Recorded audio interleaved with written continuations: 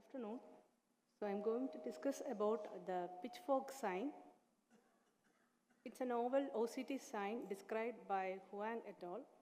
In inflammatory type 2 choroidal neovascularization. They had a series of 4 eyes of 4 patients with CNV due to PIC of multifocal choroiditis spectrum. And OCT revealed multiple distinctive vertical finger-like projections extending from the area of active CNV into the outer retina, which they described as a pitchfork sign. And this was not typically seen in type 2 neovascularization associated with etiologies other than inflammatory. All the 4 patients were young women, 3 were myopic and 1 was emmetropic.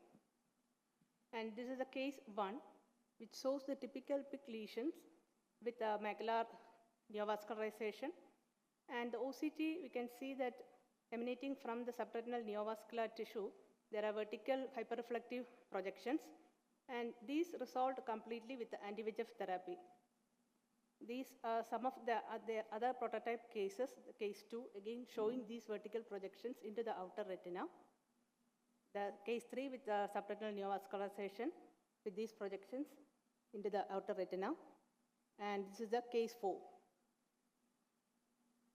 And they described it to be due to inflammatory materials such as fibrin. Later on, Remthokol described similar finding in one of their cases of with ocular TB, previous history of ocular TB. Here we can see a juxtapapillary choroidal neovascular lesion and a hot disc, and the OCT showing the subretinal neovascular membrane with vertical finger-like projections extending into the outer retina. And this resolved following anti-VEGF therapy. Later on, Christakopoulos described similar lesion in a case of bilateral syphilitic placoid chorioretinitis in the right eye of this patient, showing in the box above, that is the vertical projections into the outer retina. These disappeared completely following appropriate antibiotic therapy.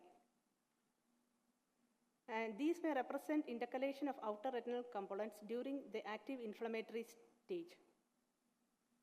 Again, Rajabian described similar finding in one of his cases of choroidal osteoma associated with a CNV along with a focal choroidal excavation, showing a typical type 2 neovascular lesion in angiography, and the OCT showing the choroidal neovascular lesion adjacent to the focal choroidal excavation, and vertical projections are seen arising from that lesion into the outer retina, and these resolved completely following anti-VEGF therapy. Palavajani described in their series the pitchfork sign, and their 5 eyes had different etiologies, including laser-induced maculopathy in 2 eyes, and idiopathic in 2 eyes, and AMD in 1 eye. Interestingly, none of the eyes had evidence of inflammatory ocular disease. They described a characteristic wreath-like pattern of hyperreflective spikes radiating from the type 2 neovascular membrane from the ellipsoid zone extending into the outer retinal layer. And this is a case 1 with a laser-induced CNV. We can see the vertical spikes, and here the on-fast OCT showing the radiating spiked wreath pattern, the on-fast octa showing the CNV membrane but no flow in relation to the spiked lesions. This is again a case of laser-induced CNV showing the on-fast OCT pattern of spiked wreath, radiating spiked wreath pattern. The on-fast octa showing the CNV flow but not in relation to the spikes. This is an idiopathic CNV juxtapapillary lesion, also showing these radiating spikes. And case 4 is again an idiopathic CNV with these characteristic radiating spikes.